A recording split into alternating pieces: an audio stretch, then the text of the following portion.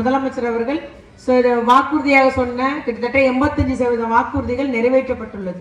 இன்னைக்கே பாத்தீங்கன்னா பொள்ளாச்சி சம்பவம் உங்களுக்கு தெரியும். கூட்டு பாலியல் வன்கொடுமைன்னு சொல்லிட்டு அந்த பிள்ளைங்கள் எல்லாம் தவறுதலா பாலியல் வன்கொடுமைப்படுத்தி அதையும் வீடியோ ரெக்கார்ட் பண்ணி அதை வச்சே மிரட்டி ரொம்ப துன்புறுத்தினாங்க. கடைசியில் அந்த பிள்ளைங்க புகார் கொடுத்துட்டாங்க. புகார் கொடுத்த போது கடந்த ஆட்சியில் எடப்பாடி ஆட்சியில் எஃப்ஐஆரே போடல. எஃப்ஐஆர் போடுறதுக்கு எங்களுடைய முதலமைச்சர் அப்பொழுது எதிர்கட்சி தலைவர் தளபதியார் உள்ளிட்ட திராவிட முன்னேற்ற கழக மகளிர் அணியினெல்லாம் பெரிய ஒரு போராட்டம், சட்ட போராட்டம்.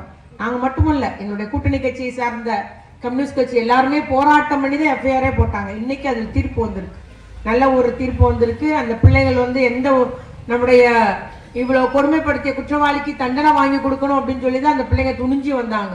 பிள்ளைங்க யாருன்றது வெளியே தெரியாது, போட்டோ வெளியே வரல, இன்னும் தெரியல. அவ்வளவு கவனத்துடன் இன்னைக்கு விசாரணை முடிஞ்சு இன்னைக்கு ஒரு பெண் நீதிபதி சரியான தண்டனை கொடுத்திருக்காரு, ஆயுள் தண்டனை கொடுத்திருக்கிறார் கடைசி அந்த அத்துணை குற்றவாளிகளுக்கும். ஆகவே நம்முடைய தேர்தல் வாக்குறுதியில் ஒன்றாக நம்முடைய முதலமைச்சர்கள் அதையும் வைத்திருந்தார்கள். இன்னைக்கு அந்த வாக்குறுதியும் நிறைவேற்றப்பட்டுள்ளது.